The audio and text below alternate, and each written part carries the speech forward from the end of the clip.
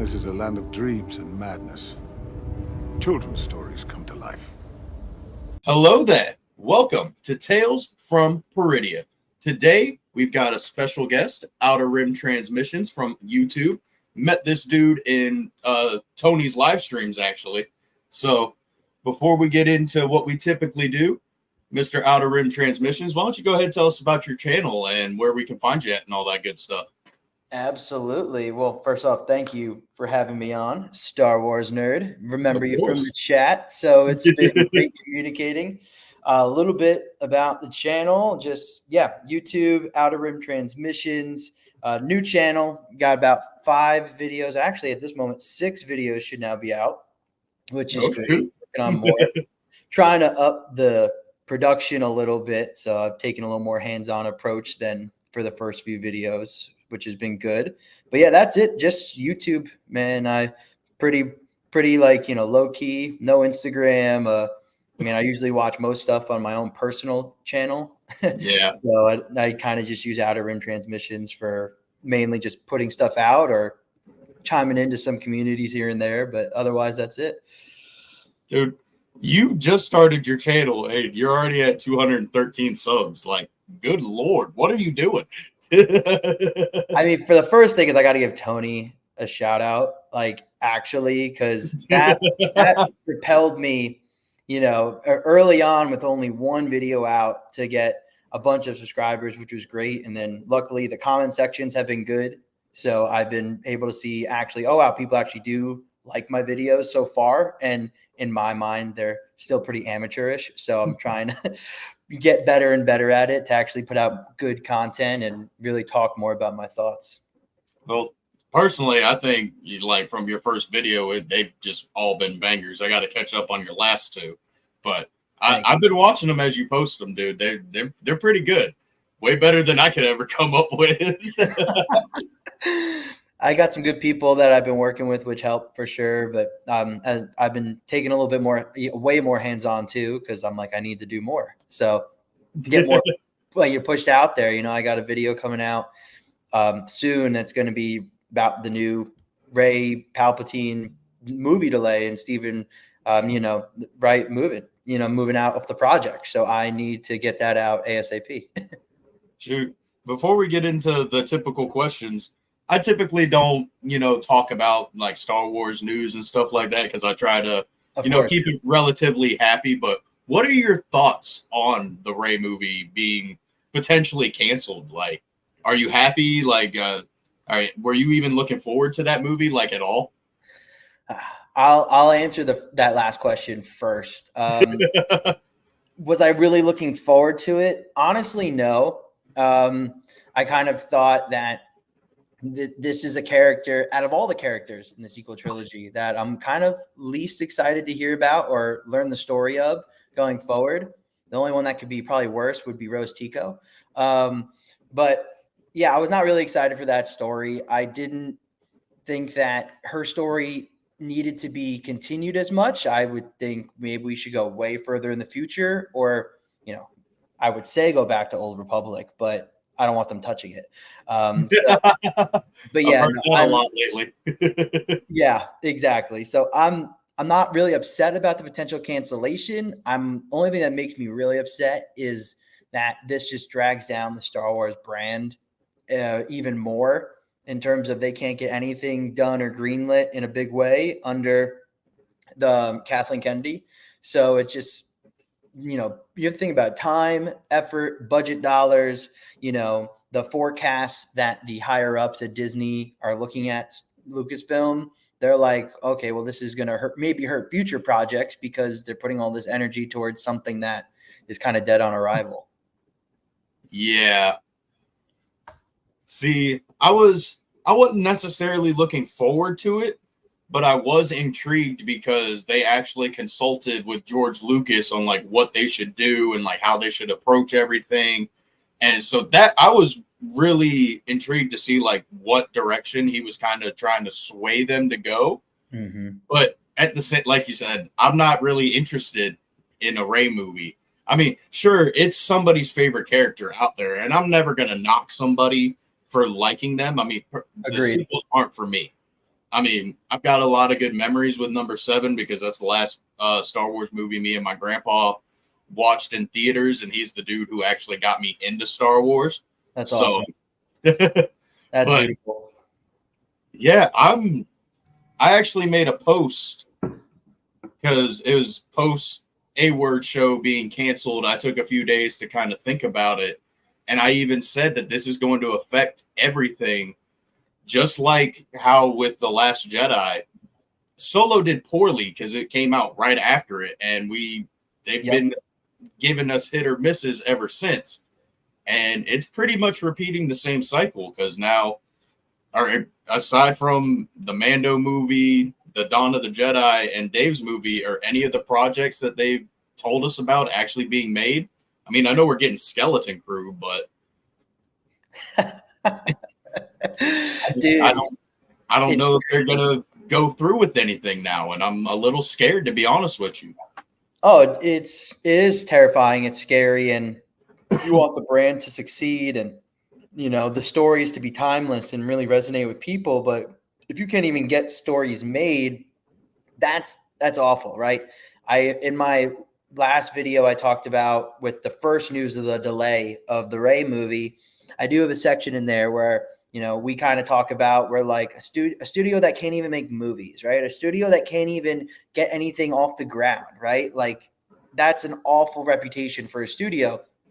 And then in my next video coming out about the Rey writer leaving, Stephen Knight, I kind of say exactly those same things where it's like, hey, we've had all these projects announced and are they even going to come to fruition? Like, what's it going to be? And this is going to affect everything going forward. But also, yeah, like the Solo movie, I say it was collateral for The Last Jedi, right? I mean, say what you want. Lord and Miller got fired halfway through production. They pretty much reshot that movie from the ground up halfway through.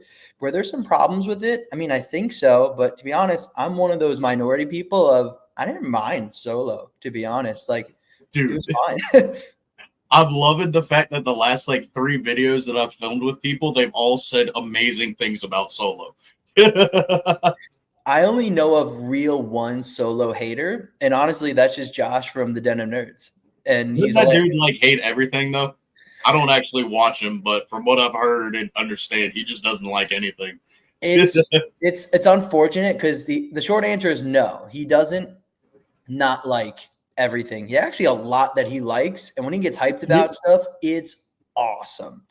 But I know when it comes to Star Wars stuff, it gets very kind of sour quick just because you love it and you're disappointed by it, and so when he's not even like one of those overcritical guys, he's just like, no, it's a shit show, Now when it comes to him not liking the Penguin show from HBO Max, which I love, I think it's a great show. I know he's got beef with James Gunn. Yeah. I think I was actually in Cantina Talks live stream and somebody was talking about how Josh was hating on the latest episode of The Penguin, and both the dudes in the live stream were like, "What are you talking about? It was so good. Like, why? Why is he?" Shows I've seen in a while in like a kind of not even just a comic book universe, just in a live action setting in the last few years, maybe. It's actually really good. Yeah, see, I'm not a big DC guy myself. I'm more of Marvel, but I feel like they lost me after Endgame. Like if they would have cut it off there, I feel like I would have been completely happy with it.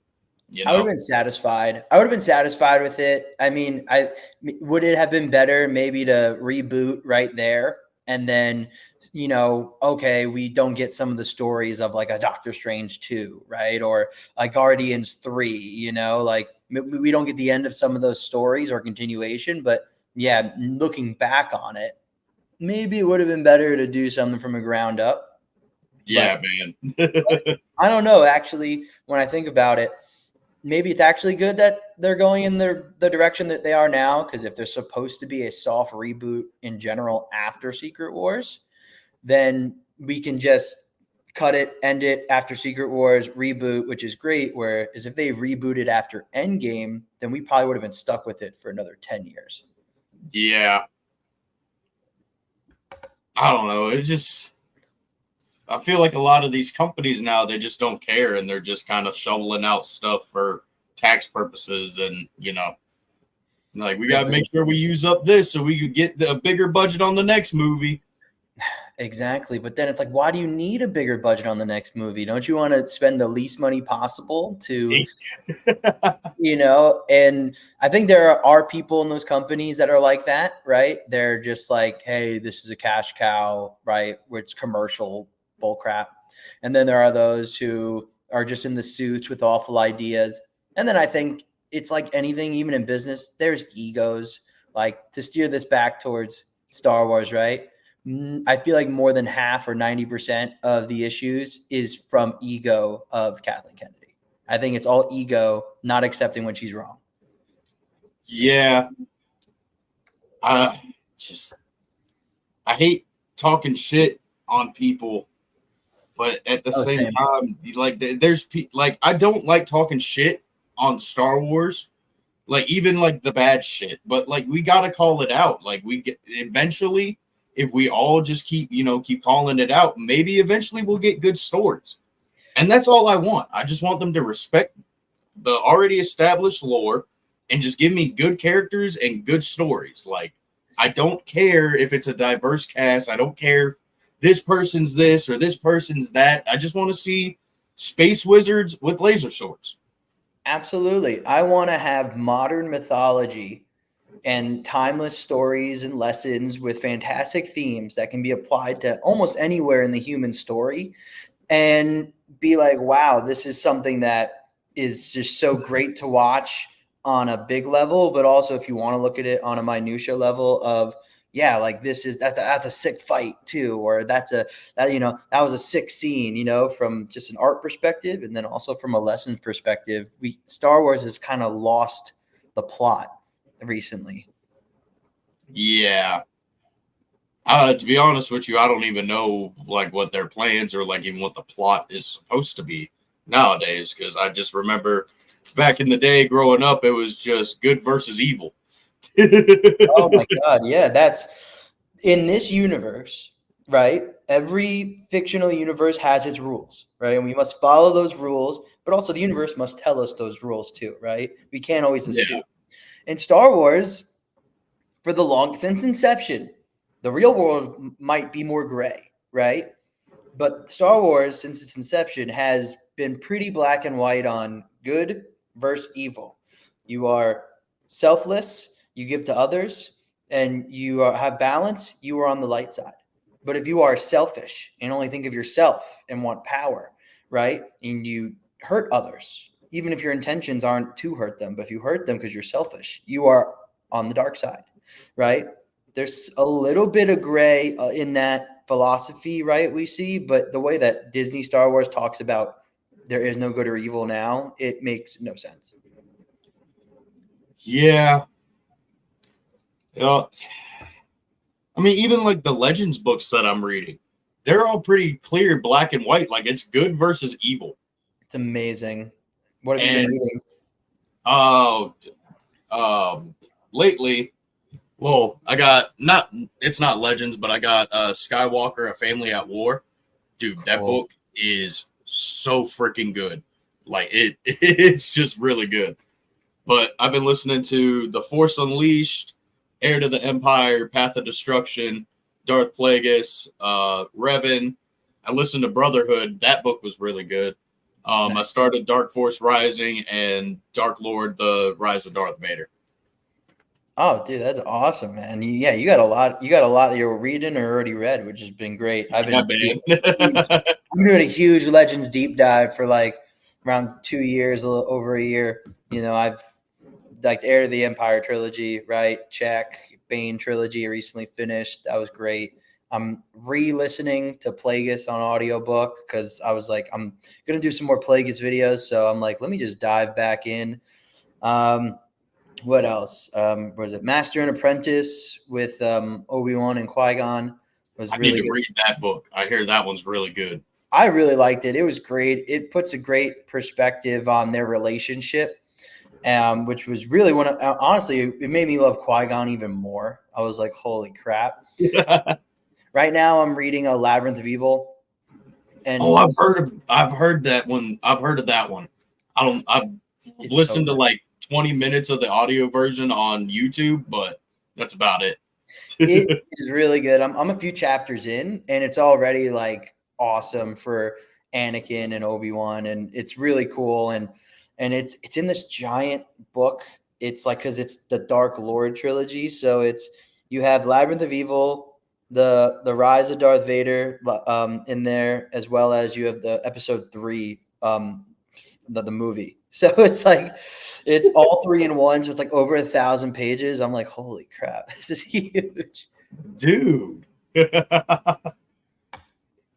Nice to know I started with the middle of the trilogy. Yeah, there you go. Oh, but then again, look at George Lucas. He started with episode 4. So absolutely, yeah. He loves starting stories in the middle, as he said. Oh, well, I guess we'll go ahead and get into the normal questions after that nice little ramble and discussion.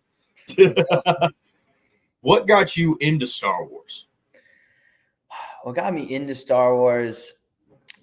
So growing up, I liked a bunch of different franchises, and but I remember when I was a kid. So I was born in '97, so I was too young to go see Phantom Menace in theaters, right? And really young when that came out.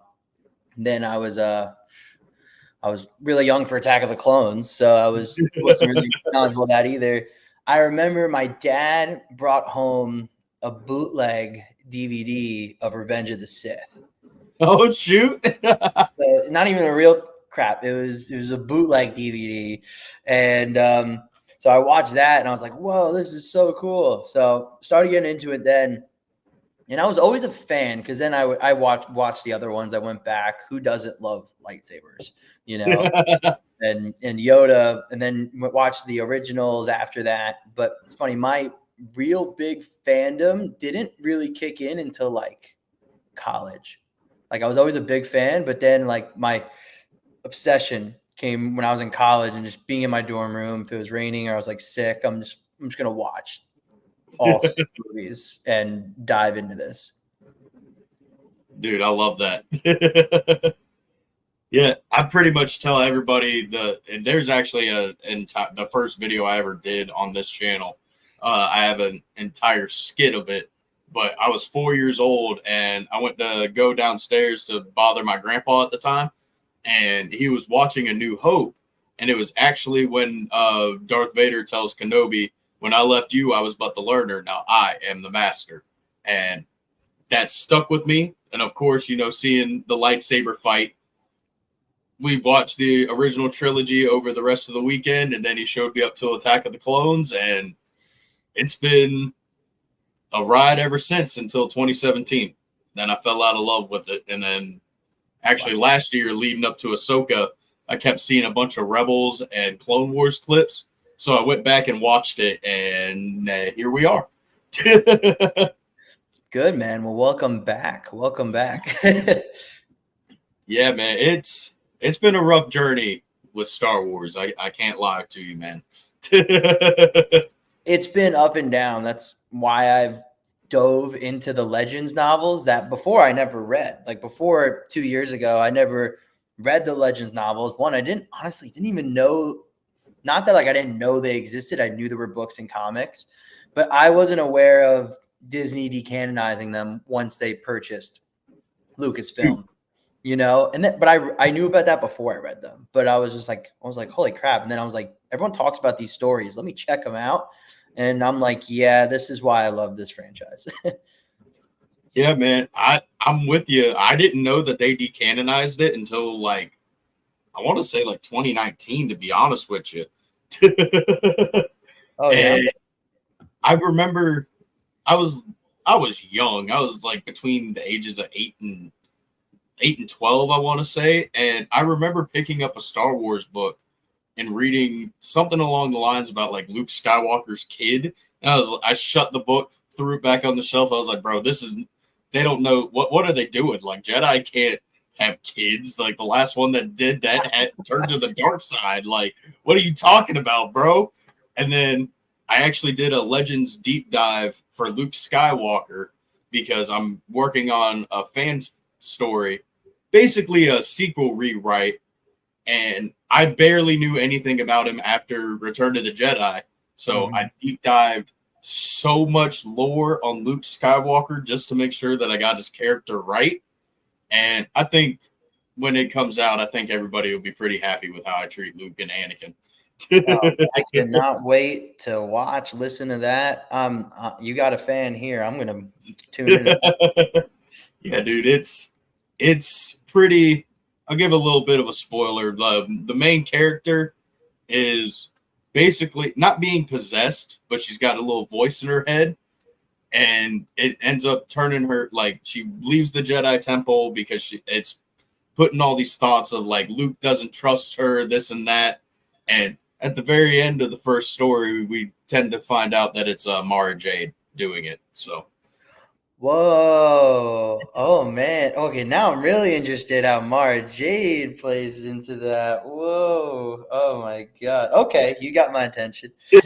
That's good. Hey, I noticed your picture is Mr. Revan, of course, and he may or may not make an appearance during one of her Force visions. Dude, Darth Revan, who is the pretty much everyone calls Bane the creator of Rule of Two, but it's really Revan who's like put that in Bane's head with the holocron, and Revan also who is seen as one of the most powerful ever in the Jedi Order. It only makes sense for him to come back in some way. Like he is the dark and the light. Well, let's just say it happened. We basically get a cooler version of bleeding a kyber crystal, and I can't wait to animate it or shoot it in live action because I think it'll be fucking awesome. Dude, I'm so down, man. I mean, I like the concept of bleeding crystals. I also like the concept from Legends of using synthetic crystals and imbuing your dark side concentration into it when you're kind of putting it in whatever oven that the furnace they use. So I think both are so cool. So if you could have a cool third way, I mean, I'm about it. Hey, man, after this, if you want, I can send you the link to the Google Docs and you can read the story. Hey man, I will totally read that and I will enjoy that. So hey, I appreciate it. Next question. Who is your favorite character in all of Star Wars? Legends, canon, comics, video games, it doesn't matter. This is a really good question. Because there's so many that I can think of that I love like so much. But I think my favorite, it is Anakin. It has to be Anakin Skywalker. It's probably the best story out there. It's the best tragic story out there. And also one of the best redemption stories of all time, and he's also just cool as hell. Yeah, man. Anakin he's that guy, dude. Like, he's that guy, pal. Like, there's just, I will sit here and genuinely get sad because I'll think about, like, well, what if Anakin didn't turn to the dark side and actually got to raise Luke and Leia? Like, how would everything actually have turned out? Because, in my opinion, I think Padme was this close to breaking through to him until he saw Kenobi's bitch ass standing there at the ramp of Padme's ship. Oh, yeah. No, I think she was close for sure. 100% do. And then, yeah, Obi-Wan kind of set him off. But I guess we'll never know. Darth Christensen, because I know you're watching, and I know he's going to comment and probably message me about the Kenobi hate. I don't want to hear it. He was this close to siding with Padme. I think he was close. I think he was close to kind of coming back there. I mean, we know he felt bad about what he did. That's why he was crying on Mustafar when he was just sitting there by the rails. Yeah, dude, that is such. Tony gave me a pin whenever I met him down at Ocala Comic Con, and one of the stickers is that shot. And it's awesome. I love it. So cool. So this next one, I haven't really gotten a bad answer, nor has it gotten real ugly. I've actually enjoyed some of the answers that I've gotten. Do you consider Disney Star Wars as Star Wars, or it's essentially as an extended universe and treat it like they do Legends? That's a really good question. I mean, at first, like, yeah, it's the same as just it's normal Star Wars, business as usual in terms of how I view it. But over the last few years, right, with that kind of concept of like, what if I just view this as a totally different thing? I'm not foreign to that concept. And to be honest, like when I think of Star Wars, I think more of the original trilogy, the prequel trilogy, some Legends stuff, and then I'll handpick stuff from the Disney continuity. But they're making it harder and harder not to view it as a separate kind of timeline or a separate idea. It's becoming, I would say, very Disneyfied in the last few years, where they're making it harder to not see the stark difference. I kind of got a follow-up question because you said that you handpick. Do you make your own headcanon? Because like me personally, I really only consider like Ahsoka, the Bad Batch, parts of Kenobi, and dang it, what is it? Mandalorian. I count those as like those are my headcanon. Like those are the only things I consider canon from Disney. Yeah. I mean, on the Mando season 1 and 2 are ones I like. So I'm like, okay, I'm cool with keeping them in my head canon, right? Ahsoka in my head canon. I mean, really episodes 4, 5, 6. Those are the ones where I'm like, I like these in the canon. Episodes 1 and 2, last 2 are unfortunately, like in my opinion, not that great. Kenobi, I kind of like to just ignore personally, as like that never happened. There's some good ideas in there, but very poorly executed. Book of Boba Fett, I didn't like that show, but there's 2 episodes in there that are cool. So, I'm like, maybe those 2 episodes to do with his character. Exactly. I mean, I love Clone Wars season 7, right? So like to me, that's still real Star Wars. I really like Bad Batch. I think that's good. Tales of the Jedi, sick. Tales of the Empire, I try to ignore, to be honest. And then, but Acolyte as an entire show, I will say that whole show just doesn't exist in my head. See, I like Chimere, I like Soul, and I like the lightsaber fights. And no Darth Christensen. I'm not saying that fucking redeems it. That doesn't mean I like the entire show. No, I like 3 aspects of it. Yeah, no, I mean, I like Chimere for sure. I mean, I think he looked good. He was believable as an evil person. Now, is he actually a Sith? I don't know, right?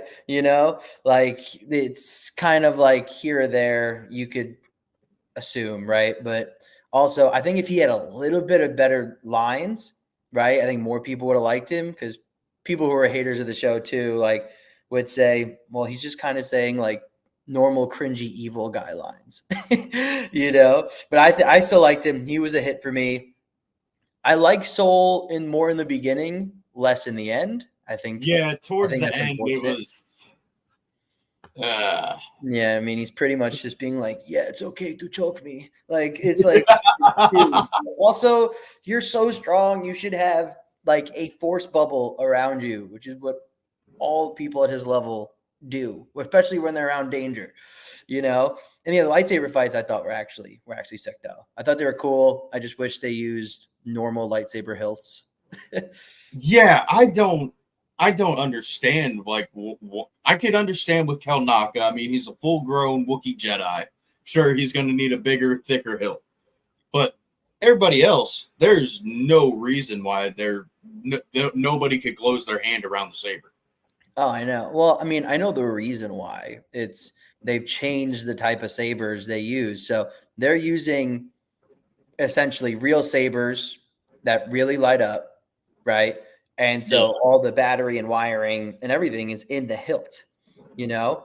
And so, and then they're only doing minor touch-ups in post. It's not like before where it was a metal rod that was completely done in post. So I think that's it. And then also I think as well that their hilts match more to the hilts you'll get at Galaxy's Edge at Disney World. So people are, maybe they think it's a great way to market their sabers because they look more like they do in the shows, whereas but all the sabers, they all look plastic and kind of crap. Yeah. I mean, I'm not opposed to them using like basically, I guess, neopixels, if that's what you want to call them. Mm-hmm. But I mean, yeah, sure, there's some cool shots with like the actual sabers they're using, like in the Kenobi series with the whole red and blue thing. Mm-hmm. But if that was the case, why didn't Anakin have red and blue glowing on his face when he had the sabers crossed at Dooku's head? Oh, I know. Yeah, that's like the inconsistencies where sometimes I'll try to like tune that out because I'm like, yeah, light doesn't work the same, I guess, in Star Wars universe, or sounds don't work the same in Star Wars universe where you can't hear crap in space, but in Star Wars you can. Well, that's the beauty of it. I mean, it's a fantasy story, but and I'm probably just overlooking because I tend to look way too much into movie details and stuff like that. But I think I've watched too much Cinema Sins growing up. Oh my God, yeah, great stuff with Cinema Sins. Oh man, well, that was a really good answer for the first 3 questions. There we go. What is your favorite Star Wars movie and or show? Good one. My favorite movie, I mean, it's such like I feel like I'm in the majority, right? Where it's a toss up between Empire and Revenge of the Sith. Depends how I'm feeling on which given day, right? Like, do I want one of the best written stories and really the first ever best sequel in the history of like franchises? Okay, then I'm going to go to Empire, just iconic, so much emotion, right? It's crazy. It's written so well. Every character's storyline, it just hits. Or do I want to go a little more modern? Revenge of the Sith, one of the best tragedies, right? The best movie of the trilogy. So really ending on a crescendo and just also, yeah, better special effects, let's say, right? So it really depends on how I'm feeling, but honestly, it's a tie for me. I can't pick on the movie side. Star Wars show wise, oh my God. I mean, I think I have to go with Clone Wars overall for its consistency, length, and obviously the era that it's in. But that beautiful tie into Revenge of the Sith. Beautiful tie into Revenge of the Sith, like literally, and they made it so good with season 7. So, but I think that has to be my favorite Star Wars show. But I mean, if we're picking from the modern era, I mean, it has to be Mandalorian, but season 1 and 2. I don't understand the hate and disdain towards season 3.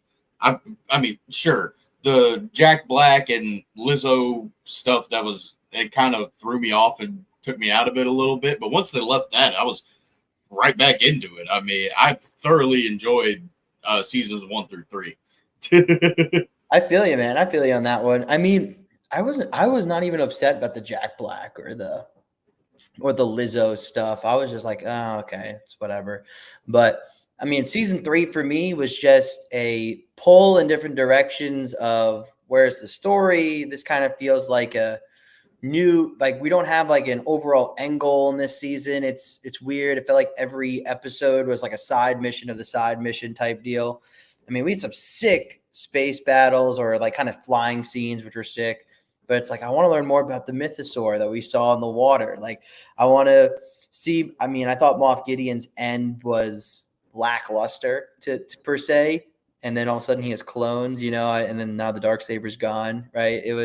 Felt really weird. It felt disjointed, let's say. So it wasn't awful, but it was just weird season. Yeah, I'm gonna have to. Well, I'm actually in the process of rewatching all the shows and stuff just because I want to. But you said you completely ignored Kenobi.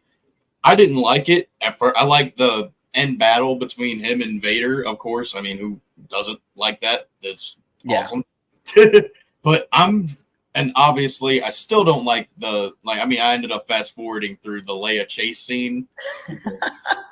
I can't watch it, man. Like, you're telling me these 3 or 4 grown bounty hunters can't catch a 10-year-old, bro? Oh, it's awful, dude. I mean, I couldn't because I'm fat as hell and don't run and will get winded after 5 steps, but you're bounty hunters. Like, you do this for a living, bro. Literally, you are evil mercenaries. Like, how'd you sneak into Alderaan? Like, how'd you do that?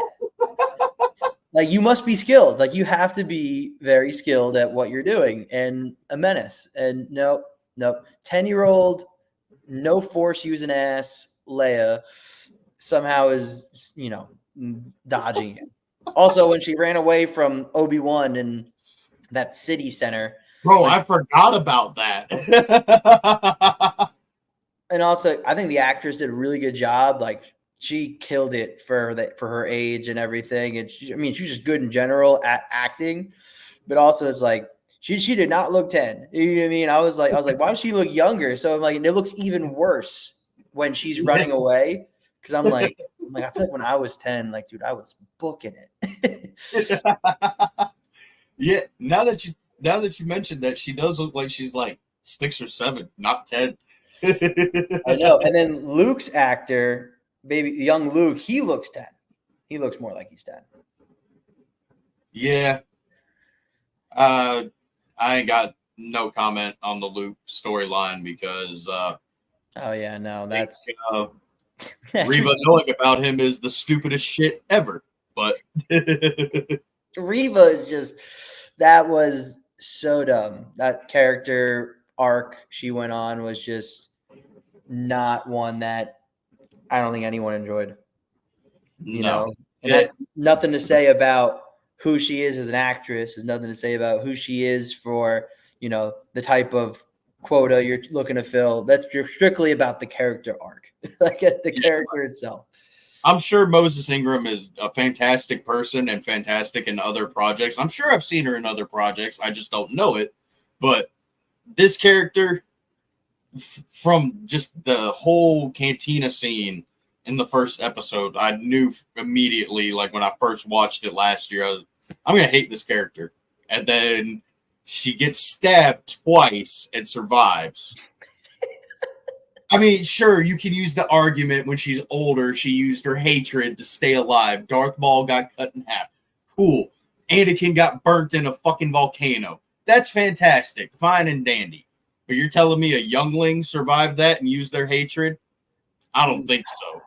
Oh my God, dude. Yeah, and it would have went through way more of her body as a youngling, which is ridiculous. And not everybody could use their hatred to live, right? Like, you have to be very powerful to do that. Your hatred needs to know no bounds. You need to be strong in the dark side of the Force. I mean, the only reason why Anakin was able to do it is because he was the chosen one. Like, he was so strong in the Force. And George even says that he jumped up 2 levels once he tapped into the dark side, where he didn't know how to use his power yet. He's he's losing control, but he was able to do it because he's so gifted in the Force. Darth Maul was able to do it because he was so powerful in the Force, but also his hatred really was crazy, crazy hot. Not everybody who uses hatred is going to be able to live. I think that's a weird precedent to say. I'll make the argument that I think Maul's hatred was more proficient and used immediately. Well, actually, I don't know. I think Anakin and Maul's hatred to survive, them using their hatred, was pretty much equal because, well, Maul, of course, went through all the beatings and training of Sidious. Yep. Got taken out by a freaking Padawan. Oh yeah, he did. Yeah, and he just hated the Jedi. What was that? He hated the Jedi. Like that was the worst person to kill him. Anakin, I'm with Star Wars theory and like basically everything else I've seen. He wasn't engulfed in hatred until Kenobi cut his legs and his other arm off. Because even if you watch in the movie, right before he says, "I hate you," his eyes are his normal color, but as he's about to say it, they're slowly changing to Sith yellow. Yeah, no, yeah, they're not yellow during the fight, and it's a great detail to point out. Well, it just goes to show how strong this man was in the Force. Like, like even when he was tapping into the dark side, he didn't have to go 100% full boat in that fight to still be that powerful, and it wasn't until, he got dismembered that he really had to tap into it. Yeah. Yeah. I could only imagine the hatred both of them have. Imagine all that energy in one room. Oh my God. I mean, that's why, you can't have more than 2 Sith, dude. You can't have more than 2. They will kill each other. Yep. I mean, shoot. Even in the non-canon Lego specials that they put out, where Darth Maul, Sidious is building the Death Star and he's got Maul and Vader there. They're constantly fighting. Yep. They always fight. It's also, like Sidious, well, really Plagueis was kind of like we're abandoning the rule of 2 in a way in the Plagueis novel, or kind of like that he's ushering a new era of the Sith after he killed Darth Tenebris. While I think the Sith initiative or the Sith imperative that they call it, right, the grand plan was still in place, he had a different way of how they were going to achieve it than Tenebris did. And it was through even less of brute force and way more of diplomacy and corruption. But it was still like, they were like, oh, the rule of 2 is kind of dead under this new era of Sith, so it was him, Sidious, but Sidious was already, he got Maul eventually, and then we kind of see where it goes from there, where Sidious has his fingers all throughout the galaxy of, oh, I'm gonna get this guy, I'm gonna get this guy, like he was getting everybody. Yeah. See, I thought that Plagueis was keeping up with the rule of 2 because he told Sidious, like, you can train him, but he's not a Sith. Like, you will not train him as a Sith. He can be an assassin, but correct. No, you're right there. You can train him as an assassin, right? Because, I mean, under him, right, he was like, we're only going to have 1 master, 1 apprentice. But he does kind of mention how, like, in the future, the way they're going to do it. Also, I guess I should reiterate, his breaking rule of 2 is also going to be, I'm going to find a way to live forever. So then, okay, I'm always the lead. And then I think from there, he would have tried to bring in others for sure. I mean, I in the audiobook, I read a part or listened to a part where even way earlier, he was like, Count Dooku could be a really good apprentice or someone I could bring into the Sith, like even years before that. So he was already on his radar too. I was like, oh man. Yeah, dude, I love I was taken aback whenever it brought up Higo Damask being on Coruscant and running into Dooku, Sifo-Dyas, and Qui-Gon Jinn. Yeah. Like, bro, what? You're telling me this man was just straight up talking to the Jedi? Oh yeah, he was on Sereno with them. That's right. Yeah, they had a whole little meeting, the 4 of them. Oh, that's right. It was on Sereno. I thought it was Coruscant. Yeah, Sereno, and then they all met up on Naboo again for some coronation thing or something. Yeah, and one of them is whenever he brings up Camino, and Sifo-Dyas is like, well, or something about an army, and Plagueis is like, well, we could grow an army. Yep. I listened to that the other day. I was like, because like that idea was just implanted in Sifo-Dyas' head. And yeah, dude. So it is true that Sifo Dyas kind of did it on his own accord, to be honest. And I don't think, Dooku started playing a role in that until even after he did it. I know because the Kaminoans were still doing research, I think, when Sifo Dyas originally went there to do it. Because, we know Dooku had to play a role in picking, Jango Fett. Yeah. But I remember the Kaminoans were like, maybe we could do it. They're like, maybe we could grow an army of humans. They were still trying to figure out how to make them listen. That's right, because they were proficient in cloning other stuff, right? But yeah. They really had never done humans or anything like that. Yeah, they mostly did like extinct animals, right? They mostly did like certain type of living beings, but not too much with sentient beings. Then I think the most they did with like a sentient being in a way was like they made these miners with like shovel hands for this one planet that was like owned by a mining company. But they were like, yeah, we could maybe do humans. Like we still have a lot to learn about them, but especially with making them listen.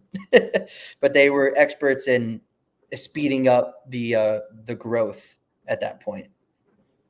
Dude, that's insane. I didn't know that.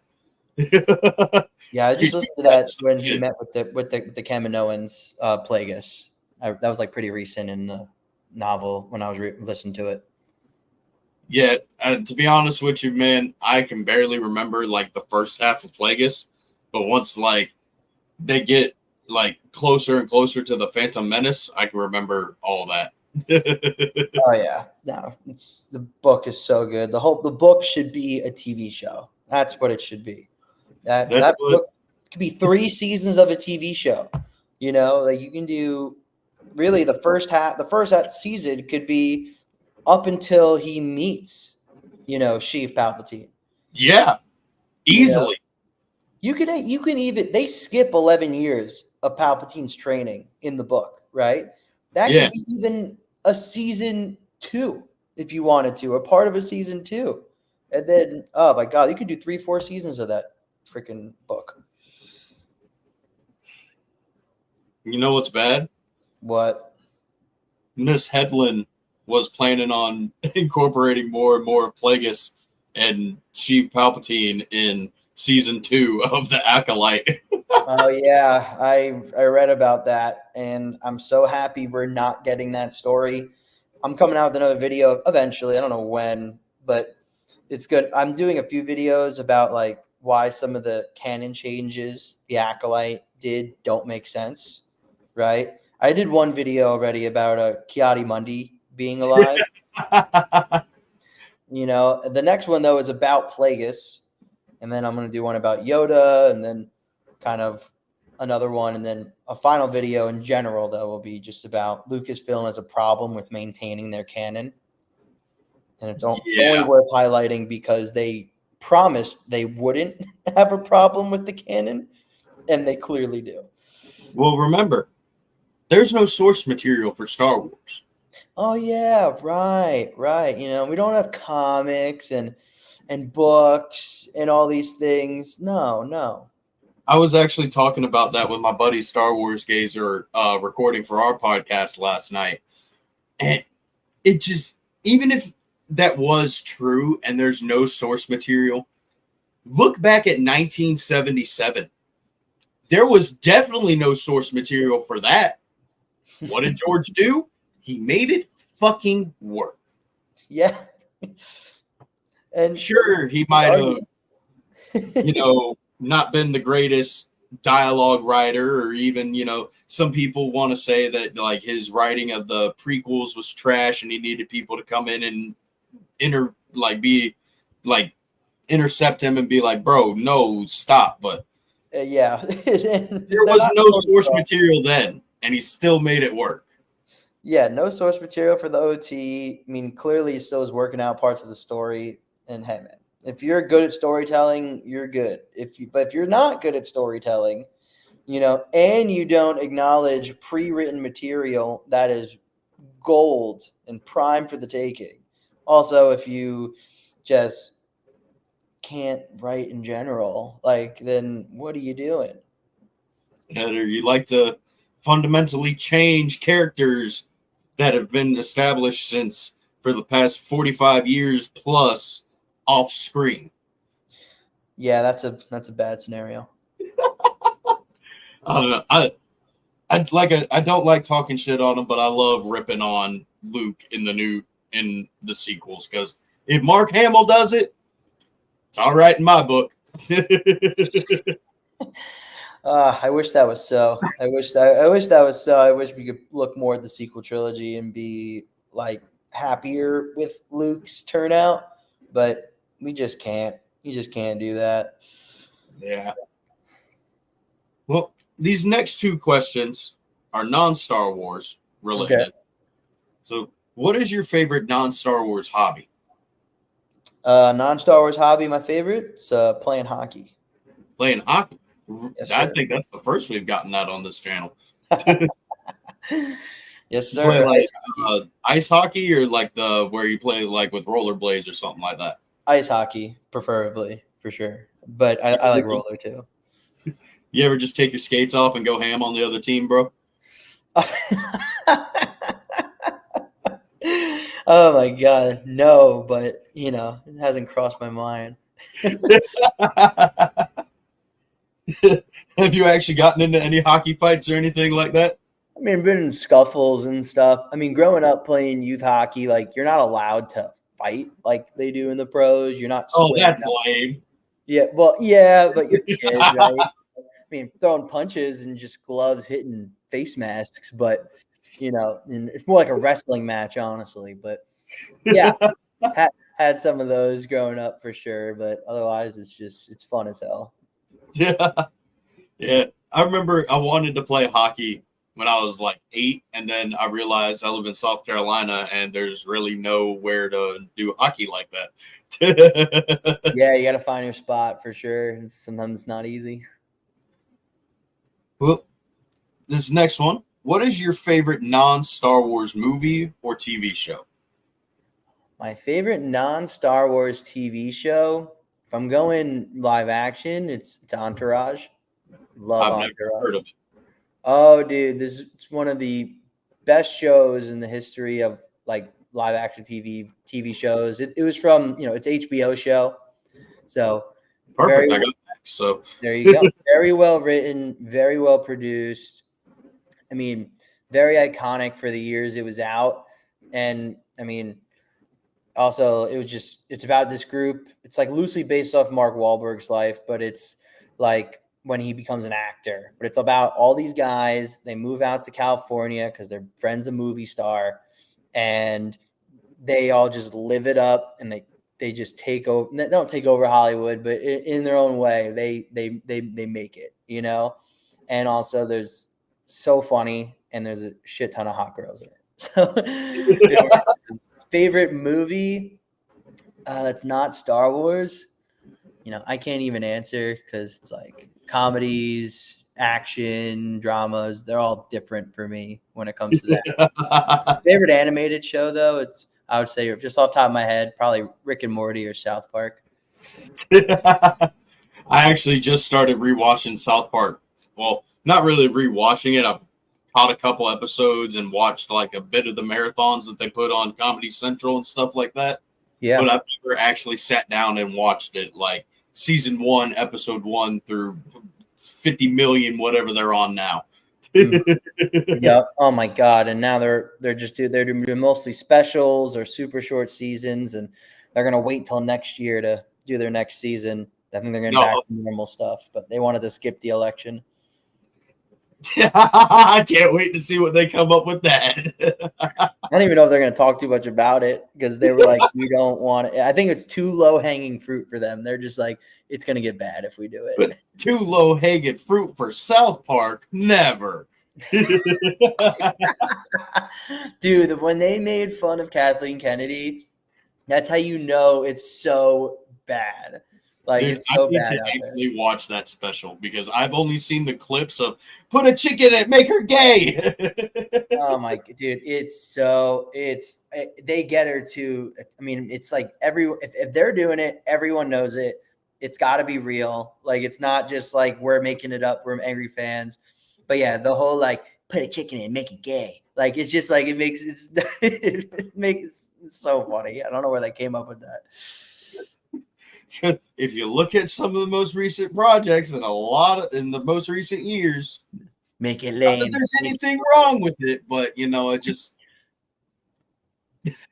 I know, and that's kind of like, and yeah, if you could see it, right, you're just like, well, it feels like we could have had a way better story, but we went in certain directions, and then it gets kind of proven true by the PR at Lucasfilm, right? Whoever their social media manager is, who they choose to have discourse with and invite out, who they choose to promote and what they choose to highlight, and who they choose as fans that they want to keep around or who they want to respect. You're like, okay, well, if you put 2 and 2 together, it seems like you do have a mindset or a goal for what you want your stories to do or the messaging you want it to say. And it kind of leans more into that. You're just picking weird stuff. Yeah. I just miss the old days of go to the movies, turn your brain off for 2 hours, and go home happy. Yeah. Just like a different type of turn your brain off. Like I get to escape. I get to like get something profound kind of told to me. Whereas now it's like they want you to turn your brain off, but they want you to like really turn your brain off. Like they want you to turn your brain off and follow their message that they're trying to tell, when in all reality, I'm trying to turn my brain off and escape from this reality, not go to Star Wars and see stuff that's in my reality. Yeah, exactly. Or like, oh, they're going through the same exact issues our world is going into. It's like, no, they shouldn't. Like, you can have timeless themes and lessons because, everything kind of rhymes or repeats over different generations. But the minutia specific issues that we see today should not be in the Star Wars universe, if you know what I mean, right? Like rebellion versus empire, right? Like that is, you can apply that to the US versus the English Empire, Viet Cong versus the US, right? You can apply that to aspects of the Roman Empire. You can apply that to aspects of all these other empires or civilizations throughout thousands of years or hundreds of years of of human history, right? Those are timeless struggles or timeless lessons that you see in even all of legend, right? Even in the oldest stories ever written. Like that's where you can pull in stuff from our world to put into the Star Wars world. But I don't need to see Canto Bite and people who make money, they're bad and they fund both sides of the war, and they have everything and they suck, and it's so heavy handed and you're just like, dude, what the hell? Yeah, I do. I put all the stupid shit of like 8 and 9 out of my head so much that I forgot Canto Bite was even a thing until you just brought it up. I'm so sorry. No, don't worry, dude. It'll be like 2 hours and it'll be out of my head again. You will not remember Canto Bite. Yeah, dude, that was a very, very good in-depth conversation, man. You're, like I said earlier, I think I said it earlier, I don't know, my brain's all over the place, but your lore and just your answers, bro, are fucking insane. Thank you, dude. I'm happy to hear that. I don't really get to like scratch this itch of how I want to talk about Star Wars with most people, just like a handful here and there online that are just my friends. We don't live in the same place anymore, but yeah, that's why one reason why I wanted to start the channel, to do this, to talk to people like you, to put videos out there. And I was tired of sitting on the sidelines for so long, and I've been a fan and watching YouTube of people for 7-8 years now. And it was fine just watching and stuff. But then I was like, I'm tired of talking to my TV when people are talking. So I'm like, let me get in there. And I know, like, when I watch some of the guys, they'll talk about how, like, The Last Jedi was, like, their reasoning for making their channel. So like, I have to get in on the Star Wars conversation. And then honestly, Acolyte was like the last straw for me. I was like, okay, I gotta get in on this and start talking to people. And also this gives me an excuse to watch and read more Star Wars. Yeah, man. What's funny is I actually started Tales from Peridia, one to talk about Star Wars and just anything that I want to talk about. Like earlier when you said, well, to bring it back to Star Wars when we were talking about like HBO or Batman and DC, like we can ramble on about stuff like that on this channel. This channel is talk about any and everything it goes. Sweet. But I first started it talking about the Acolyte. Like I was so hyped up for that show, and you can literally go back and rewatch my first ever reaction video. I'm like, dude, we're possibly gonna see Darth Revan in a flashback. Like this is gonna be great. And then I'm like, the first 2 episodes come out, I'm like, it's all right. And then episode 3 came out, and I'm like, oh, dude, yeah. That was. Oh, who would have thought that you could have made lesbian space witches with the Force lame? Like that just doesn't make sense. How do you make that lame? It doesn't even bother me that they're lesbian space witches or that they have the Force. It bothers me that they tried to water down and retell the Phantom Menace.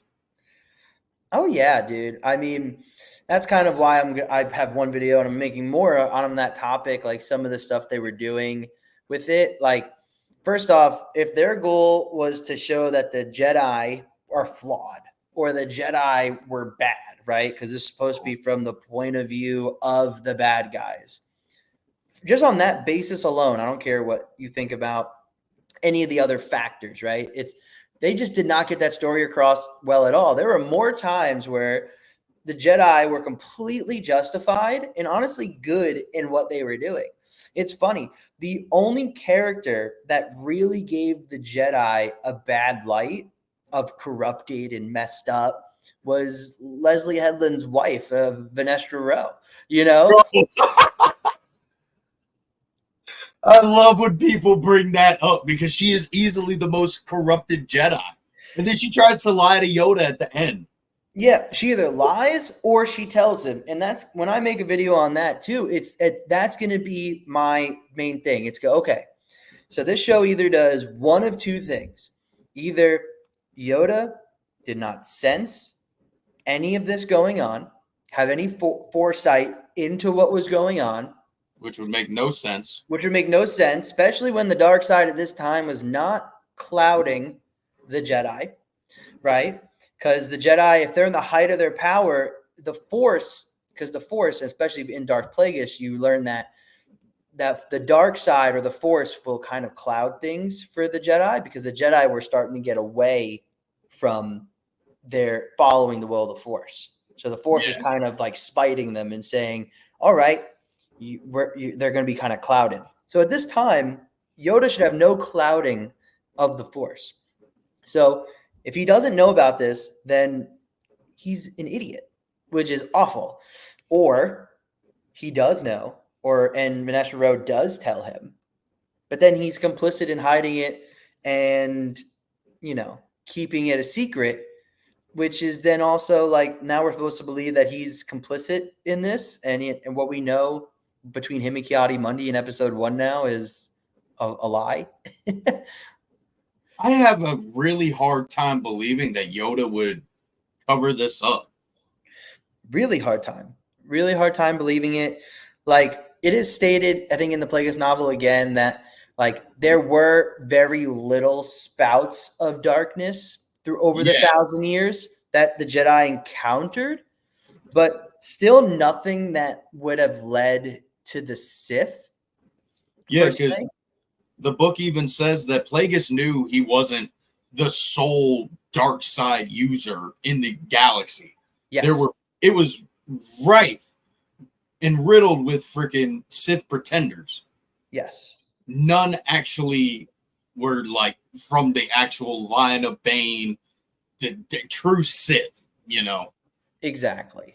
Exactly. So, it's just for Yoda, it's like, so he's either an idiot or he's either, complicit, which doesn't make sense, right? That doesn't make any sense. And people can talk to me about Kiadi Mundi too, like being there doesn't change anything. And his line actually maybe makes more sense now in the Phantom Menace, right? Because it really shows how flawed the Jedi were. And I just think of that clip from iCarly with the brother Spencer. He goes, "I might be an idiot, but I'm not stupid." Like the flawed Jedi in the prequel trilogy, essentially they were flawed because of the direction they chose to go in with serving the Republic, how they were serving the Republic, how they viewed their own hubris and ignorance, that they truly believed that the Sith were extinct, right? And then pair that with not listening to the will of the Force, more so listening to the Senate of the Republic, right? The Force was kind of pushing back on them, that's where they were flawed, right? They weren't flawed because they were bad guys, right? They weren't flawed because they hid corruption, So the Acolyte kind of changes it to where now their flaws are that they're corrupt, are that there are bad Jedi, right? Who are willingly doing this, right? Like it changes the definition of the type of flawed Jedi we're supposed to know or see in the prequels, if that makes sense. Don't forget, the whole reason the events of the Acolyte happened were because Torben wanted to go home. Oh my God, dude. Like, I want to go home back to Coruscant. Like, dude, like, oh my God. That was just, first off, the actor who played him, he was, what was his name? He was in Game of Thrones. He was Joffrey's brother in Game of Thrones. I've never seen Game of Thrones, so. Well, spoiler alert. All right. Sorry for everyone who hasn't watched it. You probably should by now. His character in Game of Thrones eventually becomes the king after his brother is killed. His brother's the worst character in the world, but that's a good thing because he's supposed to be the worst character, like evil, right? But he becomes king. And then when his wife, something happens to her, he kills himself, right? So now he's in the Acolyte, this guy, and he kills himself again.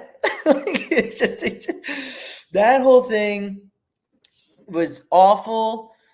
I think the storyline for that was awful. The reasoning for that was awful. Like, a Jedi killing himself, and I'm able to bear the weight of that decision or lack of at that time. It just, I'm sorry, I'm rambling on it, but it's just, a Jedi wouldn't do that. A Jedi in this universe would not do that. I mean, if he had like a way bigger role to play, or maybe if I don't even know what he could have done to even make it. It doesn't make sense to why he would want to take the bearish vow after the incidents of what happened. Yeah, like, I don't get it. Like, is he upset that all of the witches died, which made no sense? Is he upset that the idea that the twin sister, May, died, right? Because a kid died? That's tragic. Like what would drive, is he just so embarrassed that his weakness and him being able to be kind of seduced by the dark side in a way to kind of give in, to Anastasia, like convincing him, you should go home, like, is he just so embarrassed that he let down his Jedi, we don't get that explanation. What? I like him being so embarrassed that he basically fell to her traps and stuff like that. Yeah. I like that explanation. That would be an awesome explanation, to be honest with you. It would be cool. And that's where writing comes into play, right? And that's the biggest issue with this show or some other parts of the Disney Star Wars stuff that's coming out. It's not all the concepts are just straight up crap, right? If you can explain and extrapolate and really like show us, don't just tell us, but both, right? Show and tell in a very good way why it matters, why we should care, and how it really affects the plot and going forward, then that it would make so much more sense. And it would be better.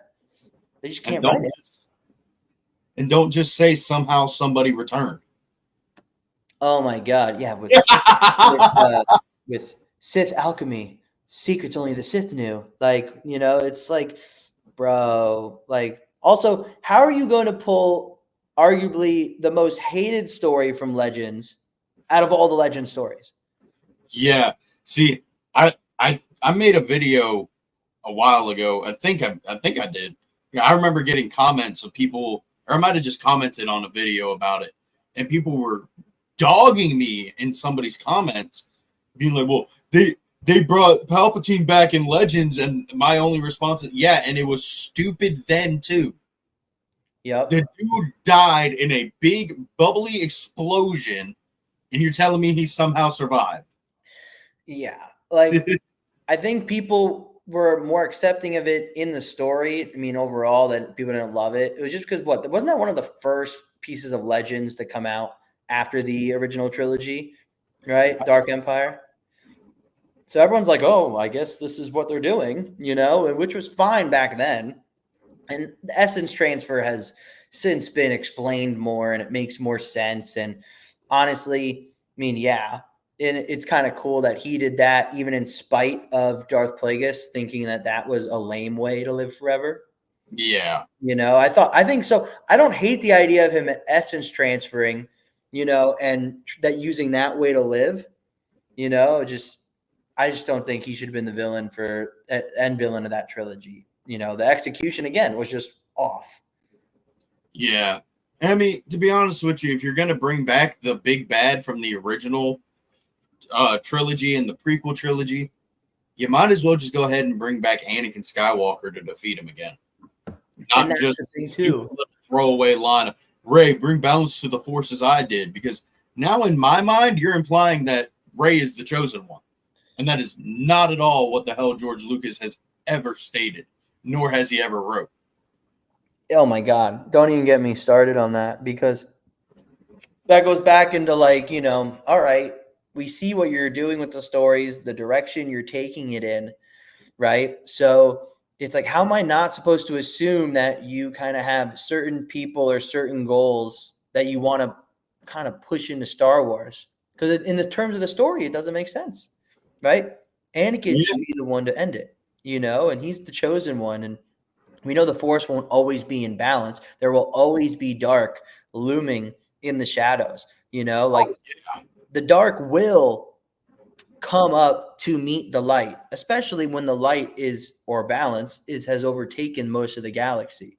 The dark side will conjure up some being to meet the dark, and Plagueis even talks about that too, right? The Force will respond in either way.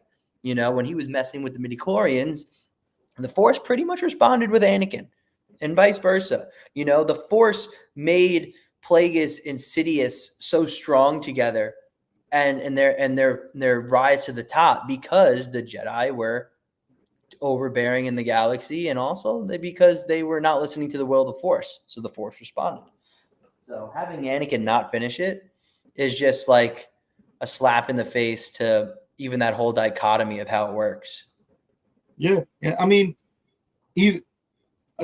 I've seen the argument of, well, if Anakin was the one that destroyed the last of the Sith, and everything needs to end after episode 6. No. Heir to the Empire, Thrawn, my buddy Cameron, he got to interview Timothy Zahn because he went to ICCC when everybody else went. Oh, sweet. And he asked him, what was the inspiration for Thrawn? I wanted a character that we've never seen before. He doesn't have any special powers. He's the smartest man in any room he's in.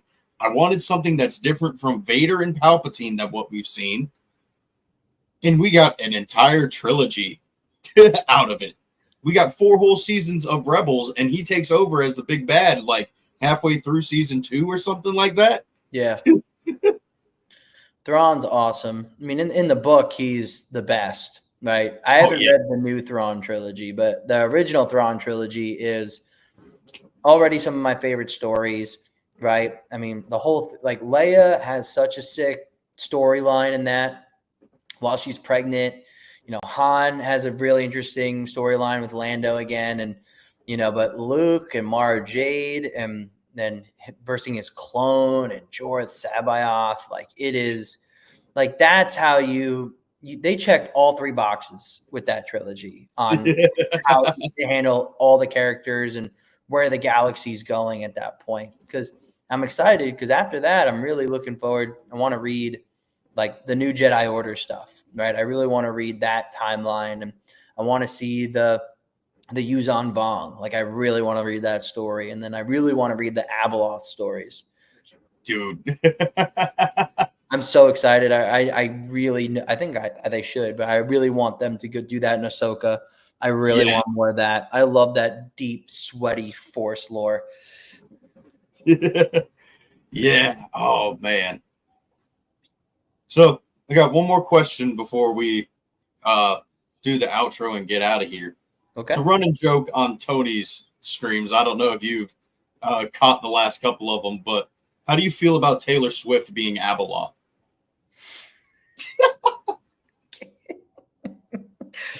Would the casting fit the character type and what that character looks or stands for? Yes. Do I want her in Star Wars? Absolutely effing not. No. I'm sorry. Okay, you're going to bring in the two, technically at this point, the two worst fandoms in the world and combine them? You're going to bring the Swifties into the Star Wars fandom, which is already divided and toxic on its own. And for whoever says that the Disney fandom is bigger than the overall fandom, you're just kidding yourself. The main fans, or the real diehard fans, are not Disney Star Wars fans who don't. So the Swifties would just join the Disney Star Wars fan side, and then we don't have a franchise anymore. It's over. It's over.